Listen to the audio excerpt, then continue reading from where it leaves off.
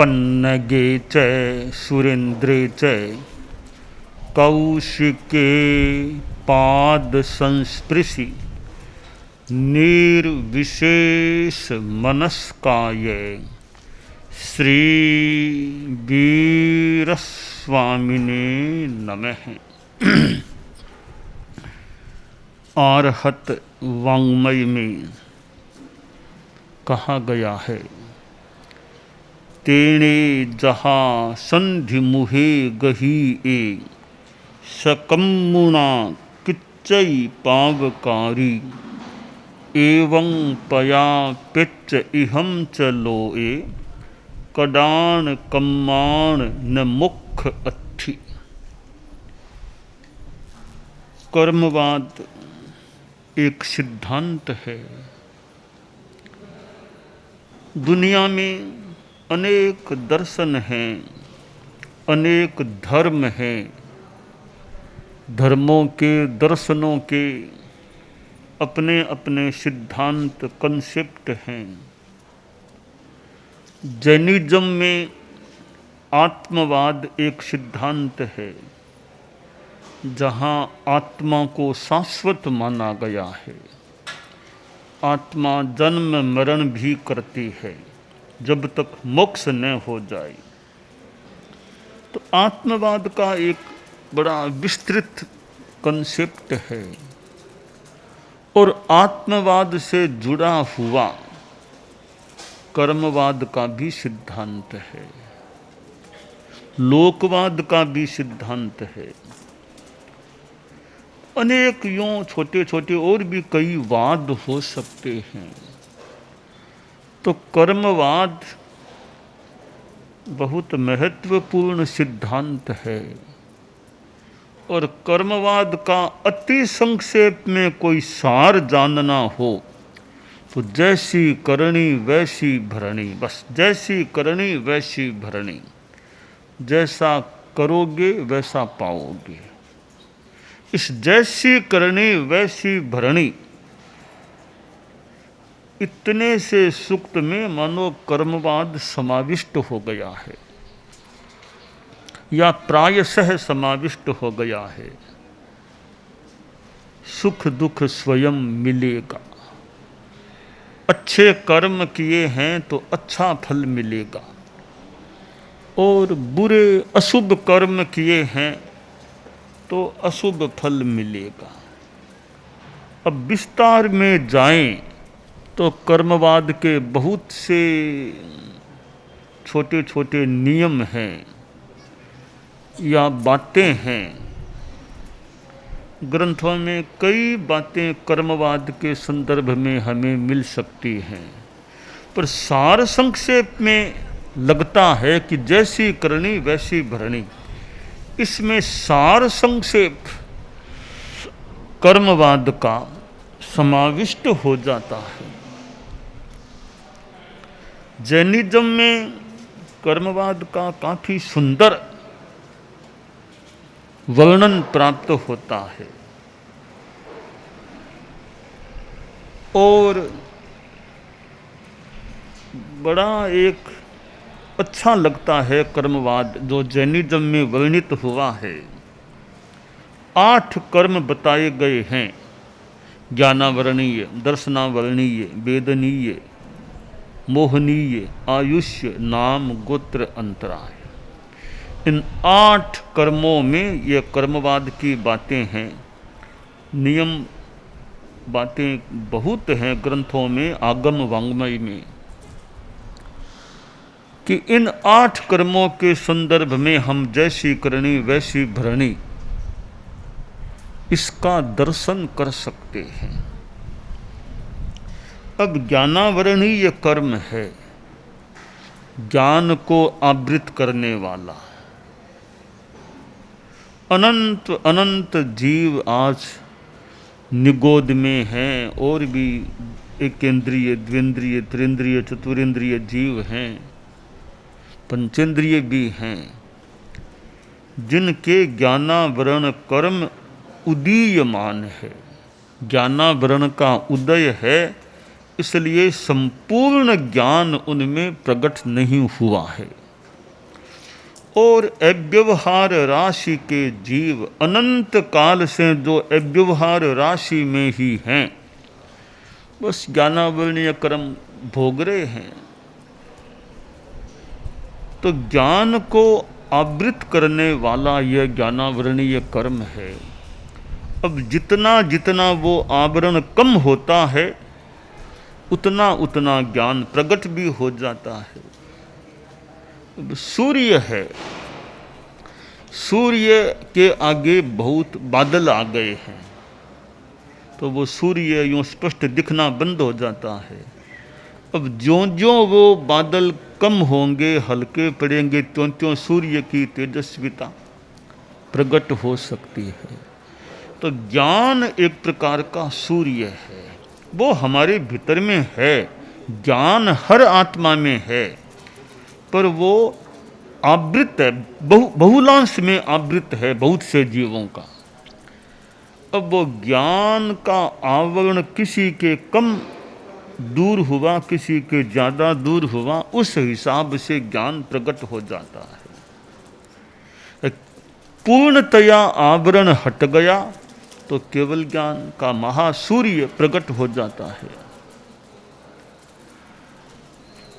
अब जो थोड़ा थोड़ा ज्ञान आवृत है, यानी क्षयोपशम है ज्ञानावरणीय क्रम का, कुछ आवरण हटा हुआ है।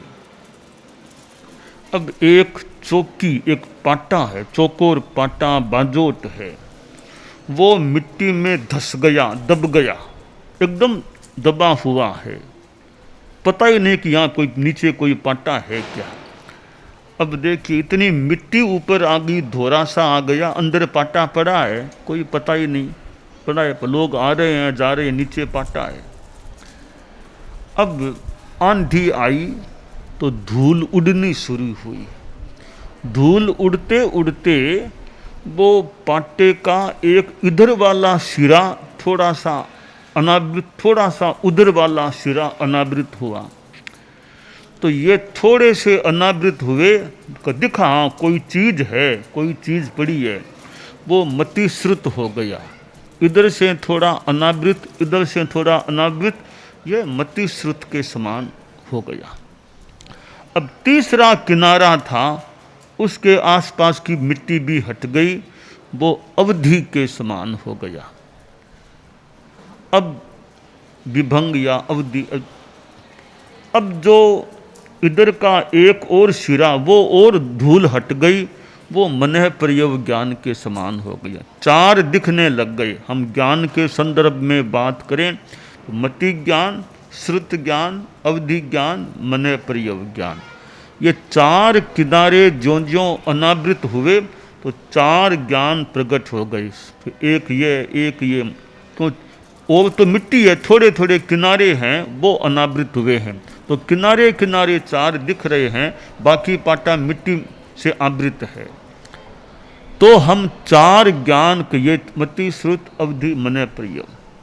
अब वो और तेज आंधी आई तो वो और बीच की ऊपर की सारी रेत हट गई, और कोई आदमी था उसने और सफाई कर दी, पूरा पाटा एकदम साफ दिखने लग गया। अब चार नहीं दिखते, पांच नहीं दिखते, अब कोरा एक पाटा हो गया। पहले तो चार दिख रहे थे, वो किनारा, वो किनारा, वो किनारा, वो, अब सारी मिट्टी हट गई है तो पूरी चौकी, पूरा बाजोट दिखने लग गया, वो हो गया केवल ज्ञान। अब चार ज्ञान मानो कृत्य हो गए हैं, केवल ज्ञान में सब समाविष्ट हो गए। अब एक पाटा यानी एक केवल ज्ञान हो गया। कोई पूछे केवल ज्ञानी में पांच ज्ञानों में से ज्ञान कितने? बस एक ही ज्ञान है, पांच ज्ञान करने की जरूरत नहीं है, उनमें एक ज्ञान है केवल ज्ञान, उसमें सब कुछ हो गया। जैसे आप सांसारिक गृहस्थ लोग हैं तो अब आपके पास मान लो एक अलमारी में मान लो 25 लाख पड़े हैं, उस अलमारी में 25 लाख पड़े, उसमें 20 लाख, कई लाख पड़े हैं, कुल 1 करोड़ की संपत्ति जगह जगह पड़ी थी। आपने सारी संपत्ति एक पर्स में डाल दी तो अब एक में करोड़ रुपया। अब यह नहीं कहना भी 25 लाख 1 करोड़ है, बस 1 करोड़ में सारे आ गए, 25 भी आ गए, 20 भी आ गए, सब साथ मिल गए हैं। अब उस करोड़पति आदमी है तो सारे लाख उसमें समाविष्ट। इसी तरह केवल ज्ञान हो गया तो मति श्रुत अवधि मन प्रिय सारे वो तो छोटी छोटी रकम थी, सब विलीन हो गई, एक केवल ज्ञान हो गया। जाना वर्णीय कर्म पूर्णतया क्षय हो जाता है तो केवल ज्ञान की प्राप्ति हो जाती है। अब हम देखते हैं कई आदमी बड़े बुद्धिमान, बहुत इंटेलिजेंट, बहुत स्मरण शक्ति बढ़िया है, कई आदमी बहुत ही कम विकसित हैं, कई बच्चे मेंटली बहुत मानसिक रूप में अविकसित हैं, समझते नहीं, याद करना तो दूर की बात, पूरी बात को भी नहीं, उनकी तो सेवा करनी होती है, उनको खिलाना पिलाना नहलाना काम, माँ बाप वो लोग जो भी कर्मचारी सेवा करते हैं। इसका मतलब एक आदमी जो बुद्धिमान है, स्मरण शक्ति संपन्न है, उसके ज्ञानावर्णीय कर्म का क्षयोपशम अच्छा है। दूसरा जो मंद बुद्धि वाला है उसके क्षयोपशम बहुत ही कम है, मंद है। अब प्रश्न है वो बच्चा ऐसा कैसे बन गया है, वो बुद्धिमान क्यों हो गया? अब यह कर्मों का जैसी करनी वैसी भरनी। अब किसी पिछले जन्म में कोई ज्ञान की प्रत्यनिकता का ज्ञान विरोधी कार्य किया होगा, कोई ज्ञान प्राप्त करना चाहता है, उसमें कोई बाधा डालता है, अंतराय डालता है कि इसको ज्ञानी नहीं बनने दूंगा, को पढ़ने नहीं दूंगा, और कोई ज्ञानी अच्छा आदमी उसका फालतू विरोध प्रत्यनिकता विरोध करता है, ज्ञान की आसाधना करते, ज्ञान में क्या पढ़े ज्ञान की बहुत एक बेढंगी रूप में खराब ढंग से ज्ञान की अवहेलना आसाधना करता है। इस प्रकार जो काम करता है ज्ञान के संदर्भ में, तो हो सकता है वो आदमी ऐसे मेंटली अविकसित कहीं कोई बन जाए, क्यों ज्ञान का उसने विरोध किया, ज्ञान की अवहेलना की, ज्ञान प्राप्ति में बाधा डाली, अब उसको याद नहीं होता, समझता नहीं, अविकसित है। तो जैसी करनी वैसी भरनी। एक आदमी है भी वो ज्ञान का बड़ा सम्मान करने वाला, ज्ञान का प्रयास करने वाला, दूसरों को भी ज्ञान में सहयोग देने वाला, तो हो सकता है वो आदमी आगे के जन्मों में इसी जन्म में बड़ा बुद्धिमान रहेगा भी, क्योंकि उसने ज्ञान का सम्मान किया था। और हम स्वास्थ्य को देखें, एक आदमी बीमार रहता है कि 5 किलोमीटर चलो, साहब मेरे से तो मुश्किल है, नहीं चल पाऊंगा, 2-4 घंटा काम करो, मेहनत करो, साहब थक जाऊंगा, मैं तो थक जाऊंगा, आधा घंटा तो भले काम, फिर मैं थक जाऊंगा, ज़्यादा काम नहीं करे। और यदा कदा डॉक्टर को दिखाओ, हॉस्पिटल ले जाओ, वो दवाई दो, दिन में 5-7 दवाइयाँ लेनी पड़ती है, बार बार 2-4 महीने हुए हॉस्पिटल में भर्ती कराओ, यानी शरीर की अनुकूलता कम है। फिर एक आदमी नज़र न लगे, भले 15 किलोमीटर चला लो, 12 चला लो, 18 दिन भर में चलवा लो, चल जाएगा, और श्रम करवा लो, कर देगा।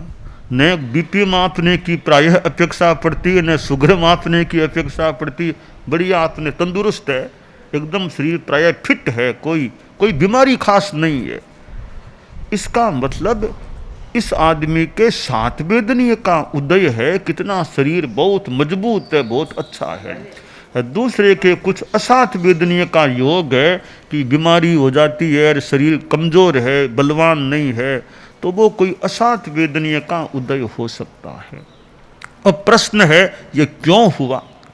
जो निरनुकंप है, दूसरों को दुख देता है, रुलाता है, मारता है, पीटता है, लाठी से मार, दूसरों को दुख देता है, निरनुकंप है, उसके असाथ वेदनीय का बंद हो सकता है। वो तकलीफें, बीमारियां, जो भी कष्ट पाने उसको पाना पड़ सकता। जो दयालु है, अनुकंपा का भाव है, किसी प्राणी को दुख नहीं देना, प्राण भूत जीव सत्व को दुख नहीं देना, किसी को मारना नहीं, किसी को रुलाना नहीं, किसी को पीटना नहीं, लाठी आदि से प्रहार नहीं करना, यह दयालु है, अहिंसक दयालु है। तो ऐसी दया अनुकंपा की भावना वाला, किसी को दुख नहीं देने वाला अच्छा है, तो उसके साथ भी दुनिया का बंद हो सकता है, उसका आगे फिर शरीर और की अनुकूलता सब अच्छा रह सकता है। तो जैसी करनी वैसी भरनी। हमने किसी जीव ने दुख दिया है, आगे उसे दुख पाना पड़ सकता है। अब गज सुकुमाल मुनि को देखें, वो सिर पर अंगारे की बात है। यूँ तो भी उस ससुर ने, जो संसार पक्ष का ससुर था, जो भी था, उसने वैसा किया। पीछे कई जन्मों पहले उस जीव ने, गज सुकुमाल के जीव ने भी किसी को कष्ट दिया था।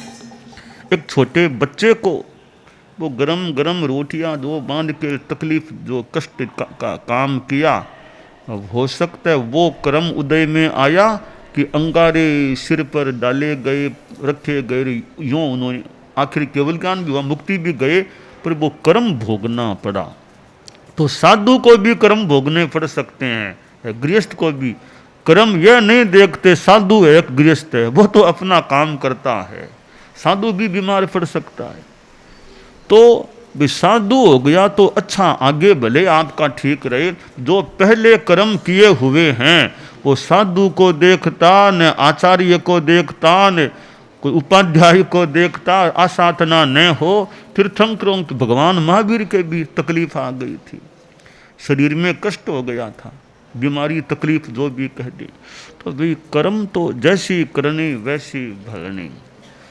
तो ये अनेक रूप। अब नाम प्रतिष्ठा देखे, एक आदमी का बड़ा नाम होता है, लोग हाथ जोड़े, जो भी बात कह दी, हाँ सा इन्होंने कह दिया हमें मंजूर है, इन्होंने जो कह दिया बस वो हमें स्वीकार है, बड़ी प्रतिष्ठा है।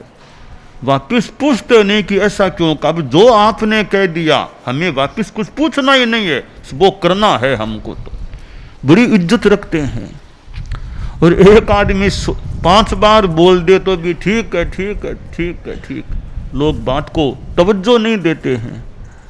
तो ये नाम कर्म का और का पुण्य का फर्क पड़ता है। पुण्य है तो आदमी के पग पग पर मानो निधान है, कहीं जाओ लोग भी आएंगे, सम्मान करेंगे, लोगों की भीड़ हो जाएगी, बस हाँ सा आप जो कहो, बड़ी भक्ति से उनकी बात को स्वीकार करते हैं। अब आदेय वचन है, अब जो वचन बोलते हैं लोग बड़ी भक्ति से, रुचि से सुनते हैं। कोई निर्देश आदेश दे दिया, मंजूर, शिरोधार्य है, तैत शिरोधार्य, कोई दूसरा प्रश्न नहीं, कोई तर्क नहीं हमारा, जो आप इन्होंने कह दिया हमें। यह पुण्य का भी नाम कर्म अशुभ है, एक शुभ नाम है। अब शरीर है किसी का इतना सुंदर है, चेहरा बड़ा सुंदर है, देखते कि कोई महान कोई व्यक्तित्व लगता है, देखते ही चेहरा। किसी का चेहरा असुंदर होता है, नाक भी कैसी है, आंखें कैसी है, देखने से फूटरा नहीं लगता। यह भी नाम कर्म के उदय का अंतर है, शुभ नाम अशुभ नाम का। तो जैसी करनी वैसी भरनी।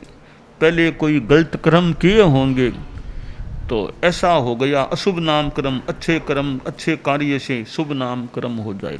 एक आदमी रिजुता सरलता, तो उसके कोई शुभ छल कपट और इस तरह के व्यवहार है, कथनी करने में वो विषम बहादुर है, तो अशुभ नाम अरिजुता छल कपट से अशुभ नाम हो जाए, रिजुता पूर्ण व्यवहारों से।